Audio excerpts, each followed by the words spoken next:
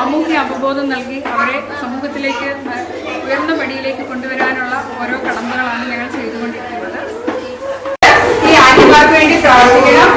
അവർ ഓരോരുത്തർക്കും ഇത് കൊടുക്കുമ്പോൾ നിങ്ങൾ എന്ത് ചെയ്യണം? പ്രാർത്ഥിക്കുകയും വേണം കേട്ടോ.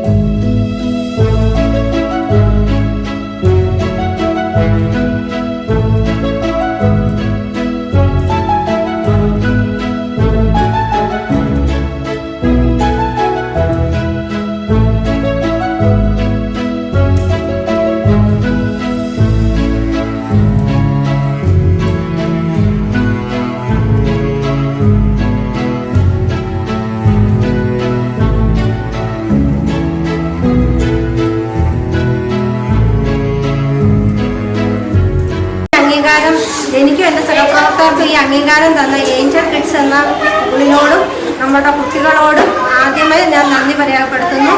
പിന്നീട് എന്ന് പറയുന്നത് കുഞ്ഞുങ്ങളാണ്, വെറും കുഞ്ഞുങ്ങളാണെങ്കിൽ കൂടി ഞാൻ പറയുന്നു, നമ്മുടെ പ്ലാസ്റ്റിക് മാലിന്യങ്ങൾ ഒരു മിഠായി തിന്നതാണെങ്കിൽ പോലും നമ്മുടെ അമ്മമാരെ ഏൽപ്പിച്ച് അമ്മമാരെ കൊണ്ട് സൂക്ഷിച്ച് ഇടാൻ കുഞ്ഞുങ്ങളെ ബോധവൽക്കരിച്ച് തന്നെ മുന്നോട്ട് കൊണ്ടുപോവുക. എങ്കിൽ മാത്രമേ ഞങ്ങൾ മാത്രം വിചാരിച്ചുകൊണ്ട് ഈ നാട് നന്നാവും എന്ന് ഞങ്ങൾക്ക് പറയാൻ കഴിയില്ല.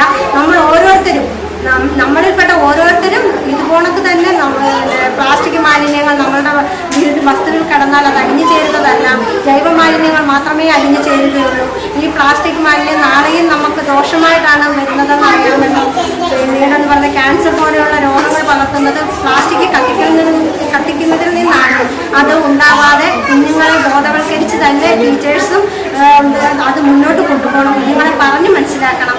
പിന്നെ മിഠായി തിന്നുന്നതായാലും സ്നാക്സ് തിന്നുന്നതായാലും പ്ലാസ്റ്റിക് മാലിന്യങ്ങൾ അതായത്